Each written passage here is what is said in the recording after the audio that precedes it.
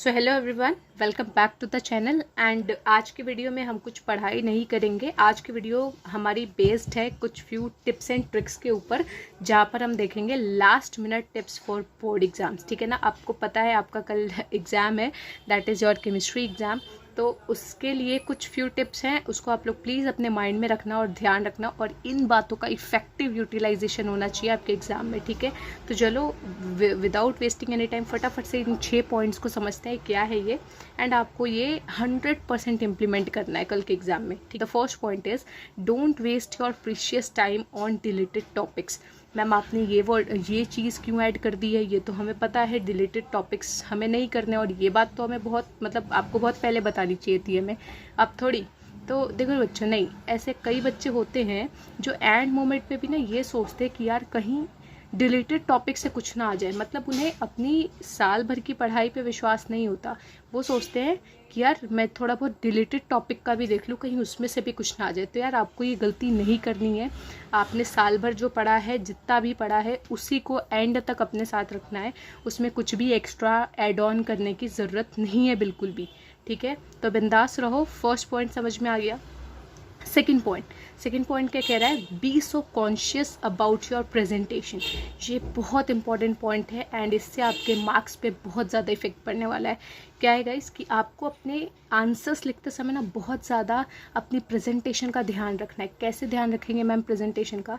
देखो यार, पहली चीज़ कि आपके जो आंसर्स होने चाहिए ना वो बहुत क्रिस्प होने चाहिए, टू द पॉइंट होने चाहिए। Okay, use more technical terms, and third one is underline important words. ठीक है ना, जैसे आप कोई भी डेफिनेशन लिखते हो तो उस डेफिनेशन में कोई वर्ड इंपॉर्टेंट है या फिर पूरी की पूरी कोई लाइन इंपॉर्टेंट है तो उसको अलग से आप अंडरलाइन करो। देखो वर्ड है तो वर्ड को अंडरलाइन करो, और अगर आप कोई पैराग्राफ लिख रहे हो तो उस पैराग्राफ में अगर कोई लाइन है जो अलग से दिखानी है एग्जामिनर को कि हाँ ये बहुत इंपॉर्टेंट लाइन है, तो उसको आप अंडरलाइन कर दो, सो दैट एग्जामिनर जब आपकी आंसर शीट चेक करेगा ना तो उसे पता चलेगा कि ओके यही, मतलब वो आपकी जस्ट वो अंडरलाइन वाली चीज़ पढ़ लेगा ना तो उसे समझ में आ जाएगा कि ठीक है बच्चे को पता है ये चीज़, एंड वो आपको मार्क्स दे देंगे। ठीक है, एंड मोस्ट इंपॉर्टेंट, उन्हें आपकी प्रेजेंटेशन बहुत अच्छी लगेगी।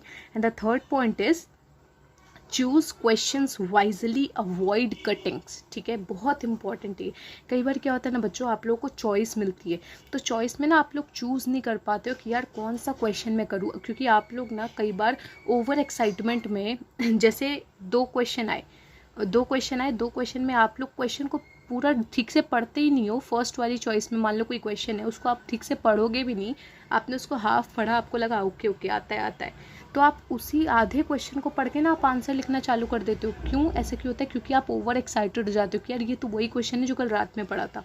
ठीक है, आपको ऐसा नहीं करना है, आपको रुकना है, दोनों क्वेश्चन पहले ठीक से पढ़ने हैं, अपनी चॉइस को ध्यान में रखो, जो आपको आता है पूरा क्वेश्चन जो आपको आता है उसे ही आपको अटेम्प्ट करना है। अदरवाइज पता है क्या होता है, आप आधा क्वेश्चन पढ़ लेते हो, उतने में लिखना विखना शुरू कर देते हो, फिर जैसे आप पूरा कंप्लीट क्वेश्चन पढ़ते हो तो आपको समझ में आता है कि यार इसका आधा पार्ट तो मेरे को आता ही नहीं है, मुझे तो सेकंड वाला क्वेश्चन बल्कि आता है जो चॉइस में गिवन है।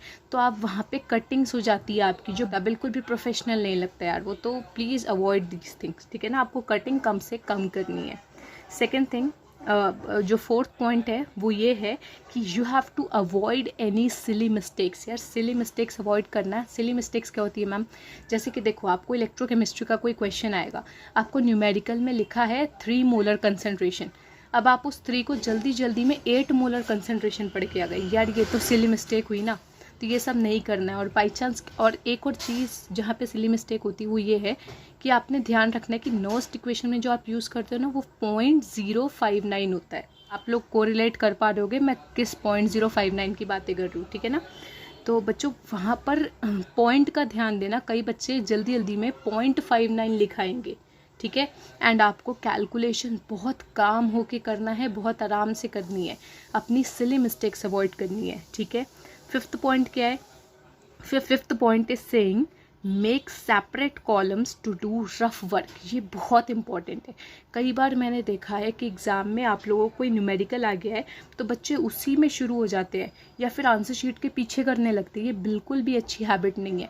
आप लोगों को जो भी न्यूमेरिकल आया है आप साइड में एक कॉलम बनाओ, पेंसिल से, पेन से, किसी भी चीज़ से एक कॉलम खींचो, एंड मतलब अपनी शीट के राइट साइड में कॉलम बना लो, वहाँ पर पूरा अच्छे से, ताकि आपका रफ वर्क भी रफ नहीं लिखना चाहिए, वो भी एक प्रॉपर नीट एंड क्लीन दिखना चाहिए, ताकि एग्जामिनर देख सके कि हाँ ओके बच्चे ने साइड में किया है।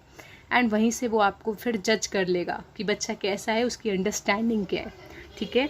And the 6th point is do not panic at all and stay calm, ठीक है। ये बहुत इंपॉर्टेंट है बच्चों। पता है कई बार क्या होता है कि आप लोगों को कुछ हो सकता है, आई विश आपके साथ ऐसा बिल्कुल भी ना हो, कि आपने फर्स्ट क्वेश्चन देखा और आपको वो नहीं आता, आपने सेकंड देखा आपको वो भी नहीं आता, बट डोंट वरी, ऐसी वर्स्ट सिचुएशन आप लोगों के साथ नहीं होनी चाहिए। I will pray for that, ठीक है। बट अगर ऐसा हो जाता है तो क्या होता है ना कि बच्चे के बैक ऑफ द माइंड में ना बहुत बड़ा डीमोटिवेशन आने लगता है कि यार ये मुझे आता क्यों नहीं है, कैसे अब मैं पेपर क्या करूँगा। यार अभी घबराना नहीं है, शांत हो जाओ।